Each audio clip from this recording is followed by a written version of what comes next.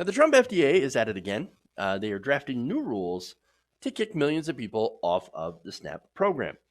So now the Trump administration is considering doing another overhaul, just like they considered last year, of eligibility requirements and other rules that would, according to an analysis, kick nearly 4 million Americans off of the SNAP program that provides food assistance for needy families. Now, this is according to an article in HuffPost.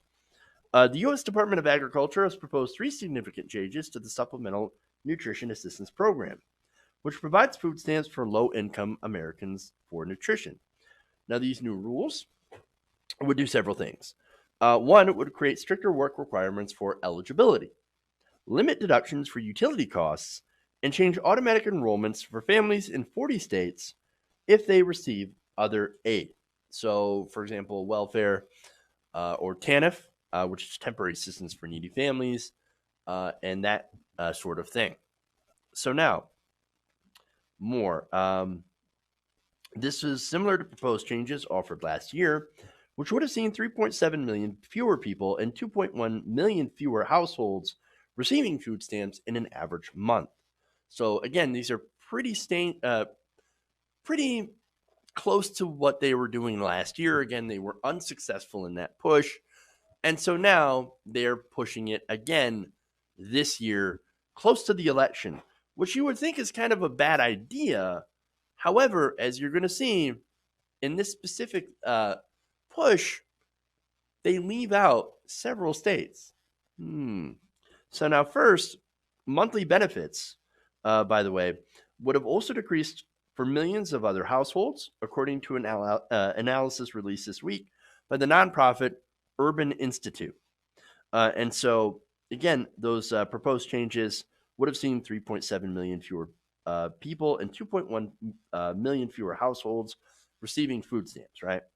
In addition, 982,200 students would also lose automatic access to free or reduced priced lunches and breakfasts. So now, you guys know me, or you should at least.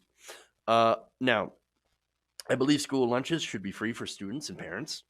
They already pay taxes, fund the schools. By the way, the parents do. And so, why should the parents have to pay extra for school lunches? And more importantly, as we've seen in recent stories, if these students have lunch debt, why do we see hot lunches being literally thrown away and then being handed cold sandwiches and basically lunch shamed or poor shamed for their parents having that debt? So, look, in some places, by the way, for a lot of families, that meal is really important. And it's something that they might not get at home. Okay. So now, interestingly enough, and I made this point earlier, I talked about this, benefits would increase in some states. Get ready for this: Mississippi, Missouri, Arkansas, Tennessee, and Virginia might see increases in food stamp benefits. Now, some of those places, by the way, contain some of the poorest Americans. And coincidentally, I don't think this is an accident, they tend to vote conservative. Oops.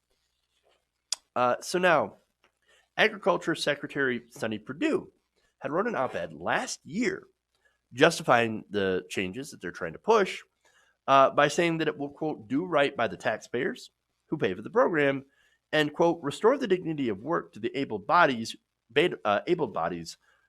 who receive SNAP benefits.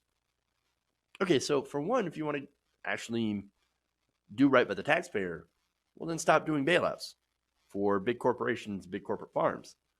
The Trump administration has pushed $28 billion in bailouts for farmers due to the trade war.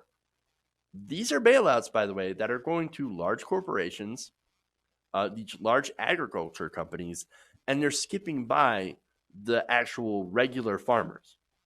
Okay? And besides, a lot of these corporate farmers don't actually want those subsidies. They want their markets to come back. And so that's a self-inflicted wound right there. And so while they're giving all these money to farmers, they're taking it away from people who are hungry. And so there's that. And so the other argument, by the way, the dignity of work, right? Well, look, that's an assumption that is not that it's based on something that's false, basically a false argument. The people that usually get SNAP are not people who are able-bodied. They're people, and if they are able-bodied, it's because they don't make enough money to survive. A lot of families on SNAP contain working Americans who make so little from their employer that they still have to go on food assistance. Walmart, for example, would tell their employees to get on government assistance. So, number one, they wouldn't have to pay a living wage. And number two, it's a subsidy to them. They get that money back. Again, that person works at Walmart. They get money from SNAP, the government, and then they go and shop where the cheapest, right? Which happens to be generally Walmart. And so they get that money returned to them anyway. And so it's essentially another subsidy for Walmart.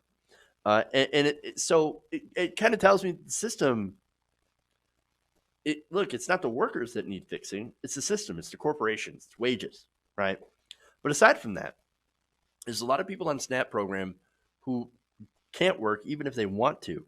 In fact, over 1 of 4 SNAP participants, equivalent to over 11 million people, in 2015 had a functional or work limitation or received federal government disability benefits. In fact, you also have people that are limited in what they can do for work, but aren't actually considered disabled by the government. And they also receive SNAP benefits. Not only that, but you have, of course, children in households that are poor that receive SNAP benefits, members of the military, veterans.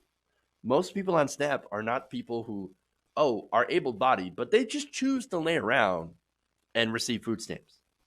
They're not the welfare queens driving Cadillacs. And you can see where a lot of this policy comes is actually more racial tinged. Because again, you have these people in very conservative white southern states, not white southern states, but in the southern states where, these poor white people are getting a lot of this government assistance, voting for politicians to take away assistance. Because they think, I don't want you to take away my assistance. No. I want you to take it away from them. They're the losers. They're the people who are milking off our taxpayer money. And of course, they always mean by them the other black people, brown people. And so that, of course, leads me back to these states, right? Again, these states are red states with a lot of Trump voters, mostly. And I wonder if it's a signal that Trump and Perdue are protecting their voters because they rely on them to vote in 2020. And then, of course, there's also that punishing the others idea, right? For example, black people in Detroit. Is Michigan one of these states that is having their benefits increased? No. What about Illinois? What about Maryland, where Baltimore is located? I mean, come on. Food stamps for me, but not for thee, say Southern Trump voters. Or at least that's what Perdue might be counting on. Hey guys, hopefully you enjoyed that free video. Now I'm going to have to ask you a favor. Between the demonetization and the YouTube algorithm messing around with view counts, etc., we're having a hard time adjusting to the new YouTube reality, which is where you guys come in. See, we have a Patreon, patreon.com/TYTNation, set up to help us rely on you guys, the viewers, instead of big corporate ads. Look, you know the show. You know how I'm not in favor of big corporations anyway. So help us transition away from relying on the ad model to pay the bills and sign up to be a patron, patreon.com/TYTNation. That goes a long way to help us keep the lights on. And you guys will know that you're supporting independent progressive media.